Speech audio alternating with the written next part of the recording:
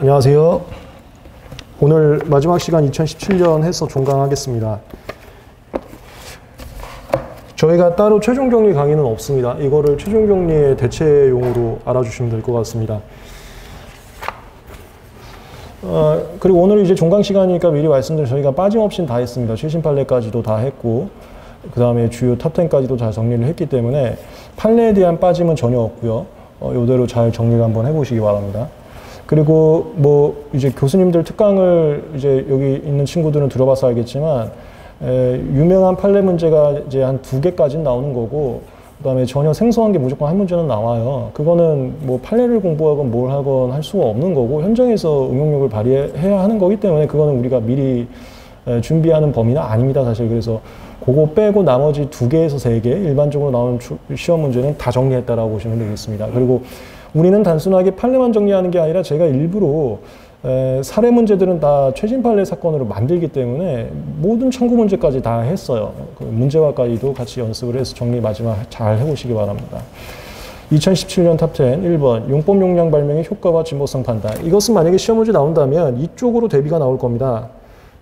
저번 시간에도 했고 올해 탑10에서도 했었는데 의학용도 발명,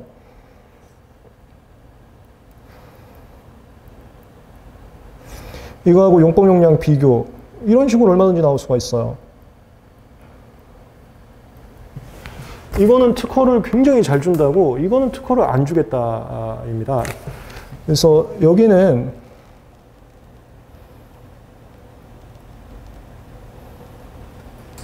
임상 데이터까지 공지돼 있어야 하는 것은 아니다. 이게 잘 준다는 소리라고 했어요. 그렇다고 임상 데이터가 공지됐으면 이제 신규성이 주는 건데, 신규성과 진보성 요건이 똑같은 정도까지는 아니고, 예측 가능하면 진보성은 죽어야 되는데, 그렇다고 해서 진보성을 뭐 다 죽인다는 건 아니고 굉장히 인정한다, 이런 느낌. 여긴 달라요. 여기는 이질적이거나 양쪽으로 현저해야지만 특허를 준다는 그 선택 발명에서 구성의 곤란성이 없는 사안과 비슷한 취급을 합니다. 여긴 구성의 곤란성이 일단 없다고 하고, 그 이유는 우리가 수업 시간에 많이 했었는데, 용법 용량은 약대 교과서에 써있는 임상시험 프로토콜에 따라서 통계치로 나오는 거기 때문에 구성의 곤란성이 일단 없다고 봐요. 그래서 까다로운 내용이다. 잘 구분했어요. 판례 노트만 잠깐 보시고 넘어갔어요. 판례 노트 핸드북 130페이지. 사례제 핸드북은 한번 보세요. 방금 이 뉘앙스로 제가 간단한 목차로 써놓은 거니까. 그 다음에 의학용도와 용법 용량은 그림 그려서 많이 구분해 드렸습니다. 그 문제 나왔을 때 이게 의학용도 쟁점인지 용법 용량 쟁점인지는 그거는 구분할 줄 알아야 이제 쓸 수 있겠죠.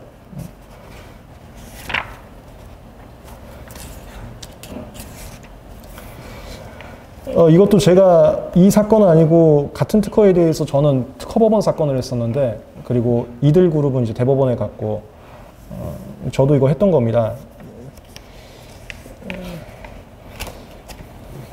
의학개발 과정에서는 약효증대 및 효율적인 투여 방법 등의 기술 과제를 해결하기 위해 적절한 용법과 용량을 찾아내는 노력이 통상적으로 해지고 있다는 게 일반적으로는 구성의 곤란성을 인정하기 어렵다는 소리예요. 그래서 특허 요건을 엄격하게 갖겠다의 이유가 되는 겁니다.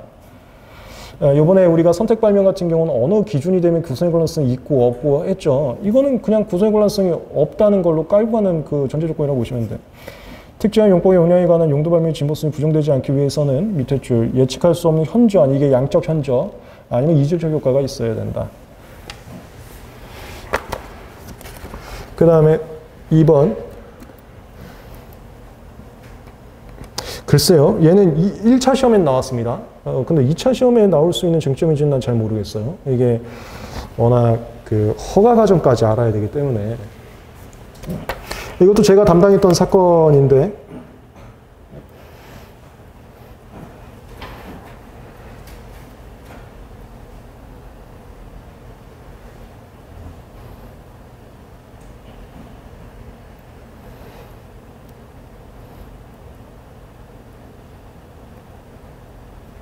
만약에 예를 들어서 임상시험을 여기서 시작했다.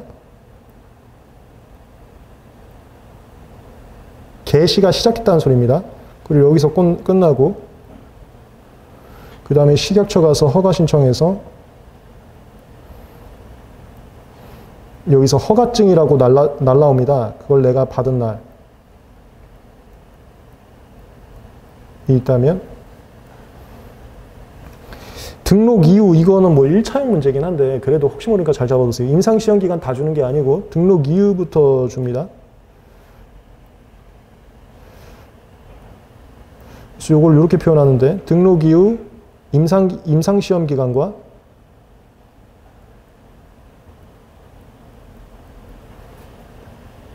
여기는 허가서류 검토기간이라고 표현하는데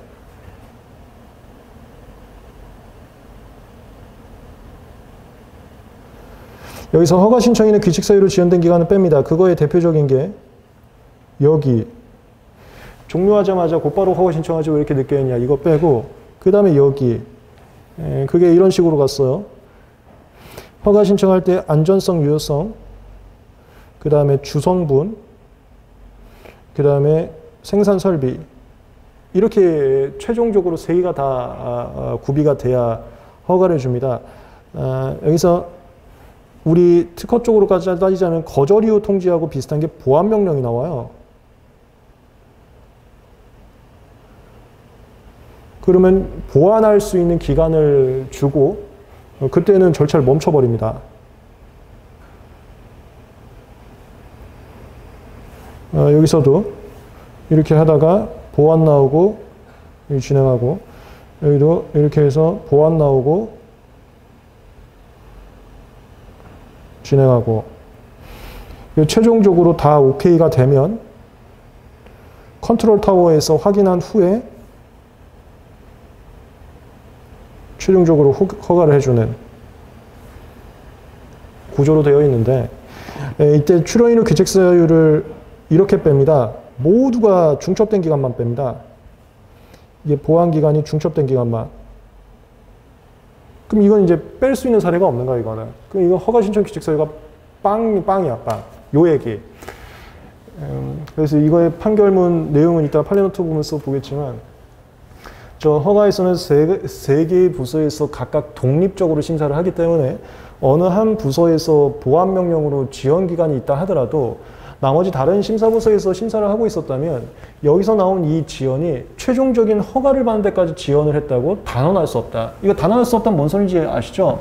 이게 제가 담당했던 사건인데 누구 말도 모르겠다 해서 입증 책임으로 갔다 했잖아. 그래서 저희 무효심판 청구인 쪽 주장도 맞다고 단언할 수 없고 그렇다고 종래가 맞다고 할 수도 없고 하지만 무효심판 청구인에게 입증 책임이 있기 때문에 니들은 졌다 라면서 나오는 거. 그래서 여기 지연이 최종 허가를 지연시켜도 단언할 수 없고 입증 책임은 무효심판 청구인에게 있는데 지금 무효심판 청구인은 단언할 수 있는 사항을 입증하지 못했기 때문에 기각이다 라는 식으로 갔다 했어요. 그리고 뭐 만약에 시험 문제 나오면 뭐 이런 것까지 보론으로 써주면 좋고요. 그래서 지금 사안 자체가 워낙 방대한 건들과 연결되어 있기 때문에 판례를 통해서 법리를 바꾼다면 굉장한 혼란이 발생합니다. 판례는 시행일자가 없기 때문에. 그래서 뭐 법원은 사안의 뭐 중대성, 혼란성을 고려해서 입증 책임으로 이끌고 간 것 같고 이건 참 바람직하고 또 현재 TF팀이 꾸려져서 합리적인 존속기간 연장 방식에 대한 개정 추진이 이루어지고 있다. 뭐 이건 뭐 거론을 쓰고 싶으면 쓰는 거죠. 그렇게 해야 시행일자가 있어서 과거 거는 내비두고 현재 건부터 바꿀 수가 있거든요. 그랬던 내용인데 너무 허가 전문적인 내용이 나오다 보니까 애매할 것 같습니다. 판례노트만 잠깐 보면 사례자인도 한번 보세요. 이건 우리 사례 강의 때 굉장히 많이 했었는데 181페이지. 다만 그렇다고 그냥 확실하게 버릴 수는 없어. 왜냐면 1차 시험에 나왔거든. 2017-9844 여긴 넘어가고 182페이지.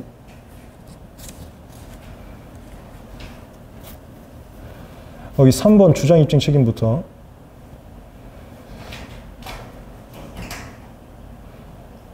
구공구시로 바로 가겠습니다. 존속기간 연장론에 대해서 무효심판 청구하는 자는 그 사유에 대해 주장 입증 책임이 있다. 그러니까 무효사유가 있으면 무효심판 청구인이 명확하게 입증을 해야 된다. 입증 책임자 글로 갔고요. 그 다음에 4번 판단 기준. 그 구공구시로 바로 가면 해당 심사발 심사는 식약처 내의 업무 분장에 불과하고 또한 그 심사 등의 절차가 모두 종결되어 허가가 이루어질 수 있다. 이게 뭐냐면 세 가지로 나눠서 분리가 되어 있고 이 모든 게 OK가 다 떨어져야 허가가 이루어진다. 그래서 안전성 유효성에서 이렇게 보안 명령이 나와서 지연됐다 하더라도 이 최종 허가가 있기까지 얘 지연이 여기에 영향을 미쳤다고 보기 어렵다. 요거 이제 끌고 가는 겁니다.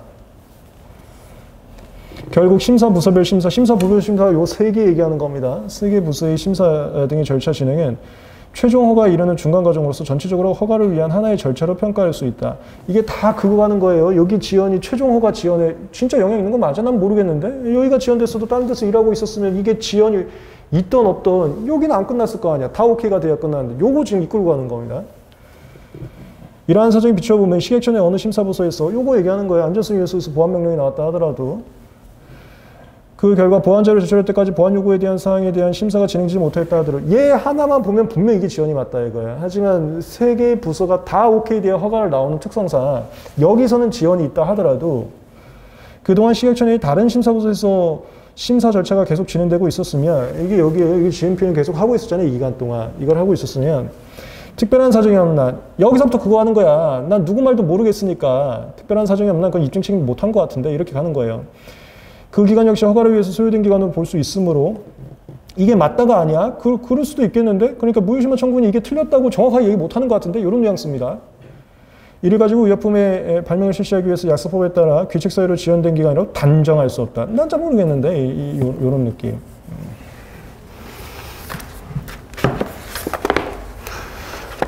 제 생각입니다만 어차피 이게 지금 최종 정리 대체해서 하는 거니까 쪽집게까지도 한번 가보자면 지금 제가 저번에도 한번 말씀드렸는데 약대 출신의 교수님이 한 분 계세요. 그분이 들어오지 않는 이상 이거 2차 시험이 절대 못 나옵니다. 그러니까 시험에 내려면 교수님께서 자신 있는 분야를 시험에 내야 되는데 약대 출신 분이 한 분밖에 없다고요. 다른 분들은 이거에 대해서 정확하게 알기가 좀 쉽지가 않습니다. 그래서 이거는 나올 가능성은 사실 적긴 적어요. 근데 1차에서는 왜 나왔냐면 1차는 그냥 판례 지문 내고 뚝 하니까 부담이 없는 거야. 근데 2차는 답안지를 써야 되기 때문에 그거에 대해 심층적으로 이해를 해야지만 문제를 유도할 수 있어서 출제 가능성은 좀 적어 보입니다. 3번 복수조치. 이거 아직 시험 문제 안 나왔습니다.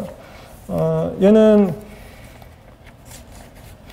그 핵심은 주관적 요건을 보겠다가 핵심이에요. 그래서 복수조치에 의해서 총괄적으로 특허 발명의 실시가 이루어졌다고 해서 바로 공동침해를 인정하는 건 아니고 그 복수조치가 완투로 완은 한 명이 지배관리하고 나머지는 거기에 따른 경우는 그 지배관리자의 단일 주체 침해로 그다음 2는 누군가가 지배관리하는 건 아니지만 공동으로 특허 발명 실시할 목적 하에 자기들이 모의했다면 이런 주관적 요건이 있어야지만 침해로 보는 게 타당하다. 그리고 검토는 주관적 요건 없이 외형적으로만 특허 발명 구성이 이루어졌다고 해서 침해를 성립하게 되면 특허권의 과도한 확장이 된다 이렇게 가는 거예요. 그래서 주관적 요건이 꼭 필요하다.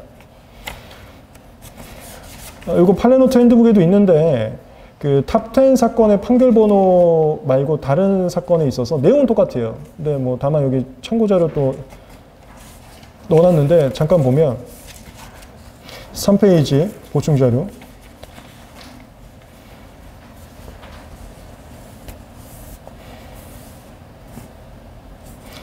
그리고 이거는 사례 지원 한번 보세요. 얘는 목차가 저거부터 가는 거거든요. 이거 우리 아마 실전 JS에서도 한 것 같은데 이런 유형의 그동안 기출문제 많이 나온 적이 있습니다. 우리 기출문제 풀이감에서도 분석을 했었지만 여기 현행법의 한계를 치는 겁니다. 그래서 현행법상 침해는 직접 침해와 간접 침해만 존재하는데 그걸로 보호가 되냐 이거야. 일단 보호는 시켜주고 싶은데 현행법으로 보호가 되냐.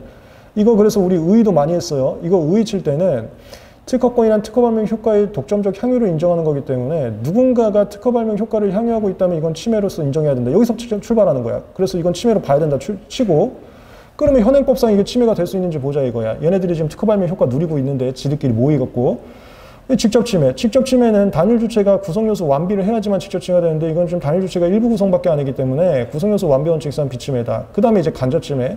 간접 침해는 전용성이 있어야 되는 전용성이 없다면 이것도 비침해다. 그래서 현행법으로는 한계가 드러나서 이거는 판례로서 보완을 해주거나 개정법으로서 추가 개정을 해야 된다. 근데 판례가 보완하고 있다. 그 다음에 이게 판례가 하는 거예요. 판례에서는 복수주체라 하더라도 주관적 요건이 있으면은 공동침해로 확장을 해줬다. 요렇게 치는 겁니다. 그래서 이제 그 다음에 검토가 위에서 의의 쳤던 거.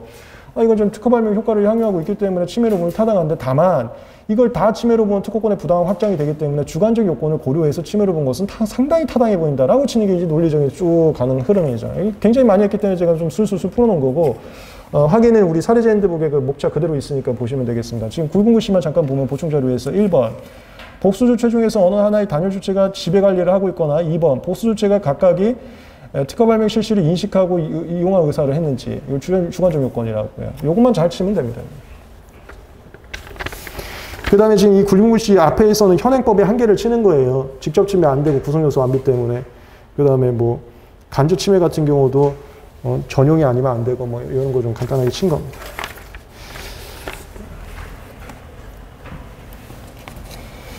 그리고 이게 내가 여기 좀 여기 그 참고자료 1페이지에 넣었지만 이게 제가 알기로는 저거예요. 우리 그 2차 시험에 요번에 나온 거 그 카테터 이거 리프팅 시술하는 거 그게 사건이 굉장히 많았습니다. 가처분 사건도 있고 침해 사건도 있고 거기서 이제 공동 침해 얘기 나왔는데 결국에는 특허 발명이 생산의 개념을 확장시켜져 버려갖고 어쨌건 침해로 봐줬어요. 어쨌건 하여튼 침해로 보고 싶다 출발하는 그 내용이었어. 이 진짜 얄미운데 여기서 출발한 거예요. 그래서 뭐 공동 침해를 할래, 뭐 할래 하다가 최종적으로 특허 발명 생산의 개념을 확장시켜 버렸죠. 다 같은 사건이었어요. 그 다음에 4번 선행기술의 결합관계를 달리한 이유가 새로운 거절인지 요구. 이것도 제가 사례제 핸드북 94번이라고 써놨는데 이거 저걸로 차라리 이거 말고 저걸로 알아보세요. 그 주선행 발명 변경이 새로운 거절이온지 그거하고 비슷한 내용이거든요. 이게 아무래도 2017년 옛날 거다 보니까 그 사건 번호들이 다 옛날 걸로 되어 있습니다. 그래서 요즘 걸로 좀 제가 변화를 좀 시켜줘야 되는 게 이제 과거 건 좀 있는데 이거 그냥 주선행 발명 변경 그 쟁점으로 보시면 되겠습니다. 팔레노트 169페이지에도 비슷한 내용인데 잠깐 한번 보면 사례제 핸드북 94번을 잘 보시고요. 이거는 우리 실전 GS에서 맨날 연습, 기초 GS에서 했나요? 어디선가 연습했는데 이거 무조건 시험 문제 나오는데 아직까지 한 번도 안 나온 거니까.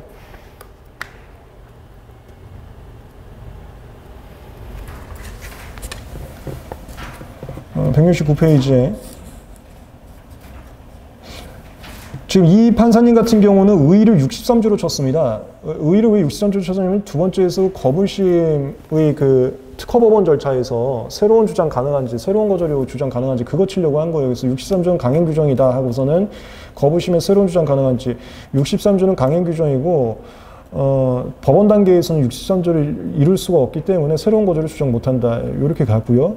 그 다음에 그러면 주선행 발명 변경 이걸로 이해하시면 돼요. 하여튼 선행 기술의 결합 관계를 달리한 경우 그게 주선행 발명 변경하고 비슷한 거예요.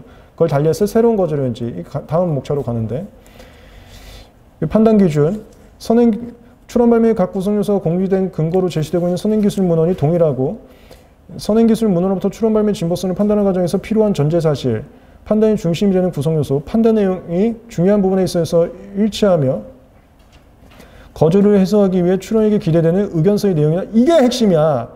딱 그 거절을 보고 출원인이 아 이건 의견서 내야겠다. 이건 보정서 내야겠다. 이렇게 예상할 수 있는 내용이 똑같아야 동일한 거절이거든요. 근데 선행기술문헌의 결합관계가 달라지거나 다른 말로 주선반을 바뀌면 이건 의견서를 낼지 보정서를 낼지 출원 입장에서 대응책이 달라질 수 있다는 거예요. 그래서 그건 특별한 사정이 없나 새로운 거절이다 이렇게 가는 겁니다. 말이 좀 많은데 출원 입장에서 의견서를 쓸지 보정서를 쓸지 그 시도할 방향성이 같은 거를 같은 거절이라고 본다. 얘를 잘 잡아두시면 돼. 그 바로 밑에 이제 선행발명의 결합 여부나 결합관계를 달리하는 경우 소송 절차에서 새로이 주장되는 사유가 심사 심판 단계에서 진보성이 부정되는 근거로 제시한 바 있는 선행 발명이라 할지라도 지금 결합관계 달리했다고 하는데 그냥 주선행 발명 변경으로 이해하면 그렇게 해버려 갖고 다음 페이지 판단의 중심이 되는 구성 요소, 판단 내용이 달라지고 이게 그거야. 그 대비 결과가 달라지거든. 표 그리면 대비 결과가 동일 차이였던 게 차이 동일 차이 이렇게 바뀔 수 있다고 내가 수업 시간 많이 했었잖아요. 그로 인해서 출원인이 의견서를 내거나 보정서를 내거나 그 방향성이 달라질 수 있는 것은 이건 새로운 거절이기 때문에 특허법원에서 새롭게 주장 못하고 이건 다시 내려가고 심사 단계부터 다시 거절을 줘야 된다. 이 라인이었습니다. 얘는 무조건 나와야 돼요. 이걸 잘 잡아두시고 대원 팔려고 잘 잡아두시고 주선행만 변경. 그래서 우리 사례제 핸드북은 그 주선행 발명 변경 문제로 넣어놨습니다. 그 다음에 5번 이거 필요 없는 것 같아요. 직무 발명 우리 시험법이 아니라고 생각합니다. 6번 내가 이거 무조건 시험 문제 엄청 나온다 그랬지 의식적 제외. 이건 저번 시간에 한 거하고 똑같은 거예요. 의식적 제외는 주관적 요건 고려한다. 그래서 외형적 감축이 있었다는 사정만으로 의식적 제외를 인정해서는 안 되고 거절 이후 극복 또는 무효소의 극복을 위해서 감축을 한 것인지에 사정이 꼭 있어야 된다. 그 사정이 없으면 이거 의식적 제외 인정해서는 안 된다. 그 라인 그거밖에 시험 문제 안 나옵니다. 그 다음에 7번이 이거 아직 시험 문제 안 나왔어요. 이건 뭐 사실 좀 많이 이슈가 된 사건이긴 하죠.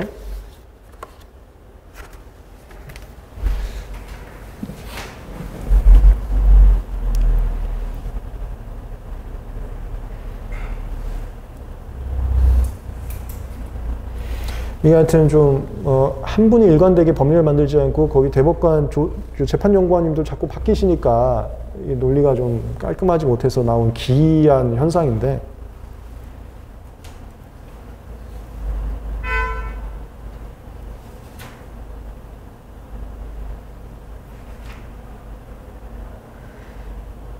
권하기선 신규성 무효 사용 가능한데 진보성 무효 사용 안 된다. 여기 이상한 이 판례 나오면서 다 꼬인 겁니다. 침해 사건에서는 다 되는데. 그래서 지금 나온 게 특허 발명 A 플러스 B. 근데 제3자 발명도 A 플러스 B인 거예요. 근데 이 제3자 발명에 대해서 신규성 보는 걸 자유시시 기술항변, 진보성 보는 걸 자유시시 기술항변이라고 합니다. 당연히 침해 소송에서는 제한 없이 되는데요. 이 신규성은 당연히 되고요. 여기서도 되는 게 이제 이상해져 갖고, 이게 된다면 이것도 돼야 되니까 논리적으로 이거하고 저거하고 좀 똑같이 생겨 먹었는데, 이게 이제 문제가 된 겁니다. 그래서 이거 저희 사무소도 이거 많이 당했는데, 이 판례가 나오면서 이거는 이제 그냥 간단히 여러분들 이해를 위해서 또 잠깐만 설명하면, 제가 기본 가이드 이런 게 많이 했는데, 우리가 권리범위한 심판에서 자유실시 기술이나 이거 무효소양변 주장하는 이유는, 무효 심판을 걸어버리면은 누군가가 이기면은 다른 사람들이 다 같이 이득을 얻어요. 이걸 되게 싫어합니다. 누가 1억 써갖고 무효로 이기면 돈 한 푼도 안 쓰는 애들이 똑같이 무효되면 다 무효되는 거니까, 이걸 되게 싫어해서 1억 쓰는 사람들이 그다음부터는 권리범위한 심판 제기하면서 무효사유양변했어요. 권리범위한 심판하면은 이제 확인 대상 발명에 대해서 어떤 신결이 나와서 남들은 쟤 뭔데 이겼지 해갖고 좀 움찔움찔하거든. 무효하고 좀 다르거든.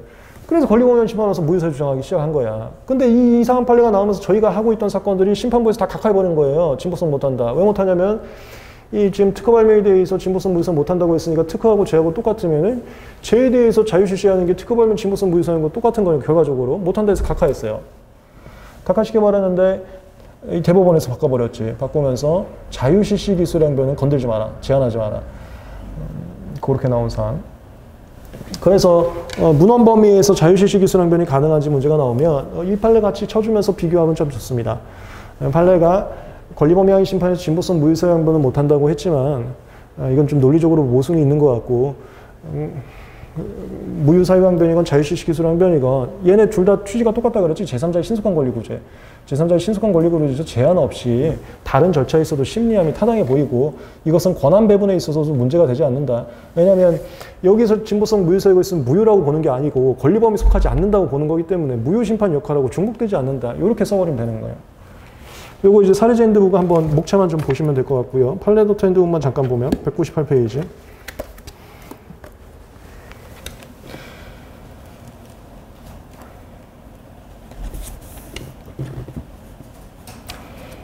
(2016) 후 366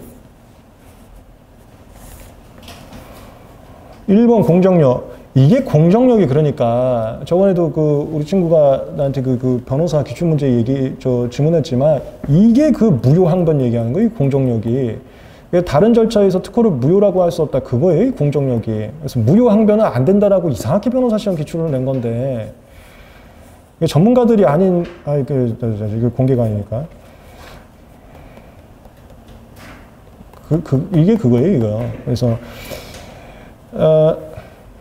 저 밑줄만 보면, 특허가 진보성이 없어 무효사유가 있는 경우에도 무효심판에서 무효신결이 확정되지 않으면 다른 절차에서는 무효라고 볼 수는 없다. 이게 무효심판하고 권한분배 때문에 나온 거고, 그리고 이 논리 하에서 권리범위 심판에서 진보성을 판단하지 못한다고 얘기를 했다. 이렇게 끌고 그 다음 페이지로 가는데, 하지만 자유실시는, 이게 하지만으로 가는 거야. 하지만 자유실시는 권리범위 심판에서 특허 발명과 대비되는 확인 대상 발명 공지 기술만으로 이루어졌거나, 이건 확인 대상 발명 신고성 없는 거고, 그 기술의 통상 기관이 공시로 시킬 수, 이게 확인 대상 발명 진보성이 없는 겁니다. 이러면 자유실시 기술이라는 것은 특허가 아니라, 그 밑에요. 이건 특허 발명에 대해서 무효사유를 본 게 아니라, 얘하고 똑같이 생겨먹었어도 이게 말장난이야. 법이 다 말장난하는 거야. 똑같이 생겨먹었어도 얘에 대해서 얘기하는 게 아니라 쟤에 대해서 얘기하는 거기 때문에, 쟤에 대해서 진보성 없다는 것은 진보성 무효사유가 아니지 않냐. 표면적으로 말장난하는 거야. 그래서 판례의 태도, 자유실시 기술의 법리의 본질, 기능, 대비한 대상, 이게 제일 핵심은 대비하는 대상이에요. 대비한 대상의 차이점을 비춰볼 때, 진보성 무이사회 판단 못하는 거와 자유시시 기술 판단 가능한 거는 서로 모순되지 않고 자유시시는 해야 된다 이렇게 하는 거예요. 그래서 다시 정리하면은 대비 대상이 다르고 그 다음 본질이 이거야. 제3자 신속한 권리구조에서 이거 제한하지 말라. 그래서 하자 이렇게 하는 거예요. 문헌 범위에 해당하는 경우에도 그대로 다 하자. 얘는 이제 시험 문제 나오면 여기 팔레넌트 핸드북에는 안 실어놨지만 내가 특허법원하고 대법원하고 달라진 거는 같이 써주면 좋다 그랬었죠. 이거 특허법원까지는 못한다 했었거든요. 특허법원 못한다 해다 대법원에서 이제 한다로 바꿨다. 그러면서 검토 쳐주면 될 것 같습니다. 검토에 대해서 자세한 건 우리 사례자 핸드북 참고를 하시고 그 다음에 8번 균등범위 이것도 우리 저번 시간에 한 거하고 똑같은 겁니다. 그 사례자 핸드북 70번 보서 정리 한번 하세요. 저번 시간에 했던 균등론하고 똑같은 겁니다. 9번은 난 이건 시험 문제 나오기 좀 어려울 것 같아요. 화합물 순도에 관한 건데 참고 자료는 제가 집어넣긴 했어요. 근데 이게 뭐냐면 그냥 소개만 할게요. 그냥 이거는 별로 시험 문제 안 나올 것 같아요.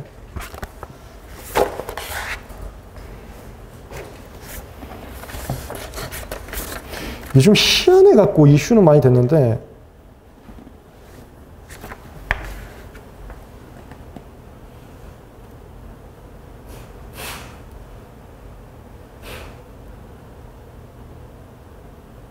뭐 예를 들어서 이렇게 써있는 물질이 공지됐어요. 근데 내 발명은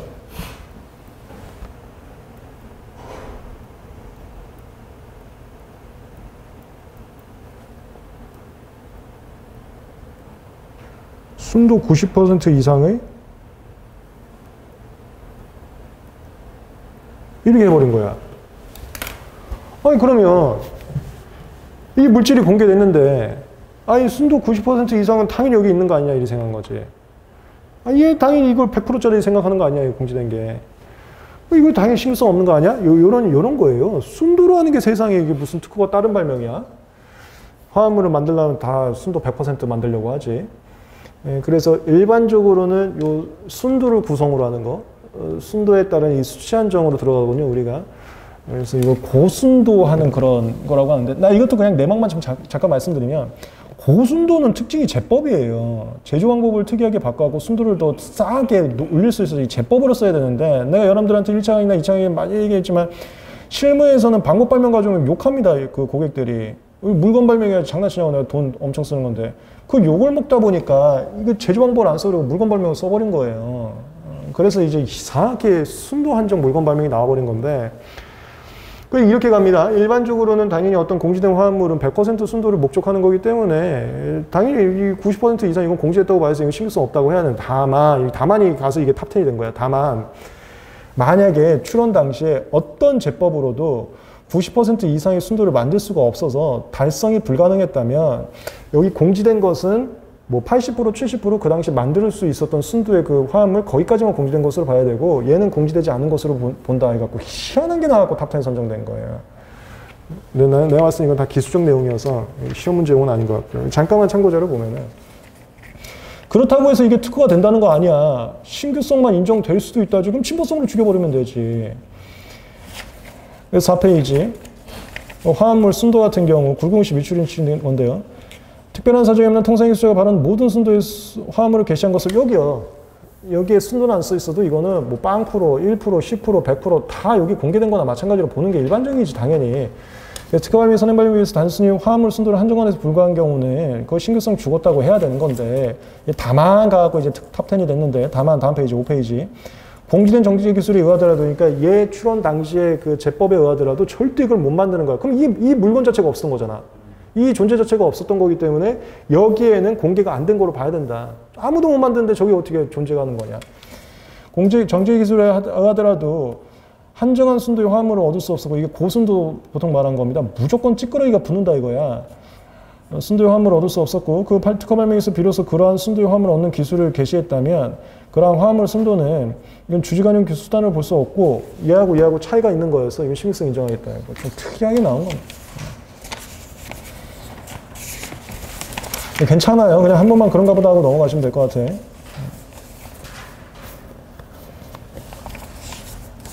근데 또 모르지. 뭐 사실 이렇게 하면 또 너무 지나친 상상이긴 하지만 우리가 그 얼마 전에 탑10에서 저거 했었죠. 수치 한정 발명의 균등론 확장. 그게 이제 탑10에 선정이 됐잖아. 그래서 그거 하나 갖다 예를 들어서 시험 문제 낸다면 한 7점밖에 안 된단 말이에요. 그럼 하나 껴다리로 한 3, 4점짜리 껴다리겠다 하면서 뭐 순도 한정에 대해서 신규성 인정할 것인지 하면서 이제 수치 한정 발명의 침해 판단 가면은 뭐 껴다리로 뭐 나올 수는 있겠지만, 다만 우리가 이제 화학 분야 분들만 시험 문제 보는 것도 아니고 기계나 전자도 하는 거기 때문에 좀 그렇지 않을까 싶어요. 근데 약학 같은 경우는 워낙 판례가 다수여서 어쩔 수 없이 나오지만, 10번은 내가 이거 저번 탑10, 이거 2016 탑10도 또 나왔는데, 이건 우리 실무에서는 굉장히 중요한 걸 제가 말씀드렸습니다. 이게 128조를 뛰어넘는 어마어마한 손해배상액이 등장할 뻔했는데, 이제 차단됐는데요. 이거 저 대법원 판례까지 다 나왔습니다. 다 나왔는데, 난 이거 시험범위 아니라고 봐. 그래서 이건 버리세요. 여기까지 4개년치 탑10 판례까지 전부 다 정리를 했습니다.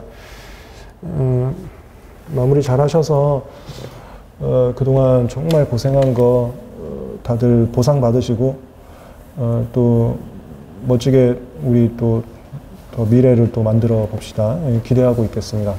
수고하셨습니다.